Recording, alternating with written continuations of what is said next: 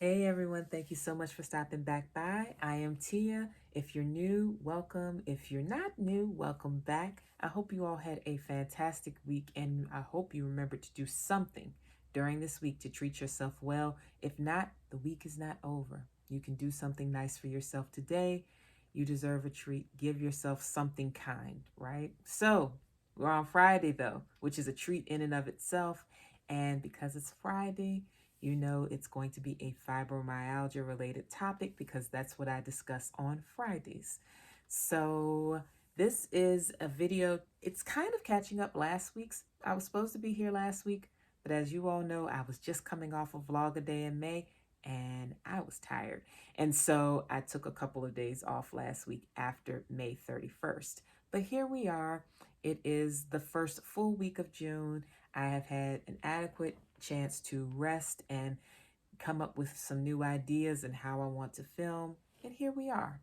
So I mentioned in May that I was going to be going to a physical therapist. If I didn't say that, well, now you know. I was going to a physical therapist. I started last week. The physical therapist was specifically for my wrist pain. So I am right-handed, and in my wrist, I experience a lot of pain when I write. Specifically, not when I type. I could type forever, pretty much. But when I write, I used to be able to cover 10 or 12 pages of my journal back and front, not with no pain. Maybe a little bit of finger tiredness, but I mean, it's 10 or 12 pages longhand. What do you expect? But never any actual pain where I had to stop because it hurt so bad. Now I have pain in my wrist when I try to write more than a half a page, I would say. So I brought it up to my doctor the last visit I went on, and she referred me to a physical therapist, and now we are here.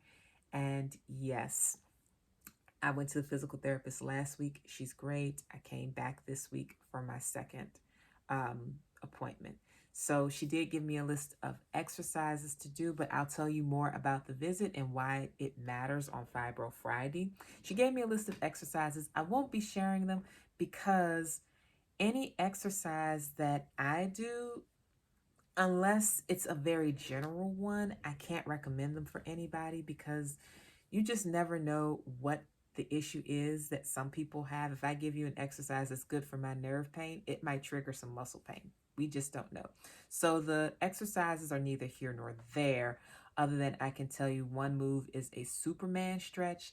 Another one is a stretch of this muscle up in the neck and like this area right here, focusing on stretching that. And the other one are different tendon glides to free up space in the carpal tunnel area or to get things a little more active in there. So hopefully that'll increase the space and reduce the pain. Now, here's the thing. I do not have carpal tunnel syndrome, something I've been shouting from the mountaintops for a couple of years now because one doctor in an emergency room years ago diagnosed my wrist pain as carpal tunnel. I had not yet been diagnosed with fibromyalgia. So to assume that my carpal tunnel was inflamed was a very lightweight surface diagnosis that did not take into consideration all the other symptoms I had because that's not what emergency room doctors are designed for. They're designed to address emergencies. And I was there indeed for several other chronic pain issues that felt like emergencies. So it wasn't just, ow, my wrist hurts, let me go to an emergency room. It was, my wrist hurts, I'm having problems remembering things. All of the issues that happened with fibro, that was a visit, and I was achy and I thought I had the flu, but not the flu doesn't make your wrist hurt. The flu doesn't make you want to cry when you write more than a couple of words on a page. So in any case, my therapist did agree. It's not carpal tunnel syndrome. Um, what it is something that was diagnosed in 2019, but I never got therapy for it because I had so many other little fires to address. I have a pinched nerve in my neck. And when I was going to an orthopedist back in 2019, I had an EMG done. If you've ever had an EMG done, they basically take a needle and test things in a part of the body. I'm guessing your arm, but maybe not just your arm. Oh, I know what it was. They were testing it in my neck, I think. Wherever I was having pain, they tested it and they hit a nerve, and I thought I was going to go through the examination table because it hurt so bad. And they said, yes, you've got a pinched nerve, which, most people could have guessed that. But again, you need that confirmation. The pinched nerve is what's causing the wrist pain as well, because so many things are connected based on where that pain was. That is what's determining, and it is in my neck. That's what's determining the level of pain in my wrist and hand. So the exercises are designed to help with that, and I've been doing them. Also, and this is why this is important for you all who are watching who may have fibromyalgia, you have to get used. I won't say get used. I would say you have to be open to the fact that pain in one part does not mean that the issue originates in one part of the body. So pain in my wrist is one thing, but who would connect it to the neck? Most people wouldn't. That's just not what they would think. They would think it's a wrist injury or an issue with your wrist. Treat that and it'll go away. So and that's incorrect, by the way, especially in my case. It might work for some people, but not in 100% of the cases. Will treating the site of pain give you relief that lasts? So here's the thing. If you are experiencing pain anywhere, especially if you have fibro, you're probably like, listen, I experience pain from head to toe. Fair enough. If you are experiencing intensified pain in one area, outside of you injuring that area, look to the fact that you have nerve dysfunction if you are someone diagnosed with fibromyalgia. That is literally what it is. Your body misreads pain signals, which is why you always have the feeling of being in more pain than your circumstance and environment would justify. It's the equivalent of perhaps someone tossing a pebble at your toe and your leg breaking. Like the stimuli and the reaction are so distant, and the reaction is such an exaggerated thing. Even though your pain is real, it doesn't correlate properly to the stimuli that's causing the pain. So here's the thing. If you're experiencing pain anywhere, like I mentioned, you want to be open to the fact that it may not be originating where it is showing up, and make sure, again, you have a doctor that listens to you. Be ready to scan the body to see if perhaps the pain is coming from somewhere that can respond to treatment. This is why, if you're having just general pain, this is why yoga is so good.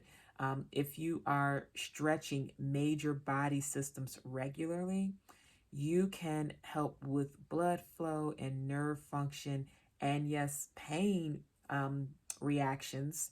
You can help with those even in places that you're not exercising regularly. So when I do yoga regularly, even if I'm not really stretching my neck intensely, I notice that I am less tense in the neck area.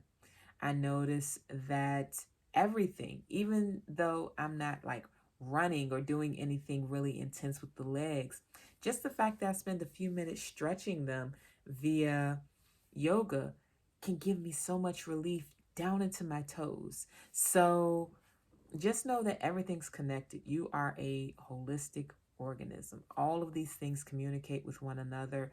Don't look at one site of pain and try to treat that as the target.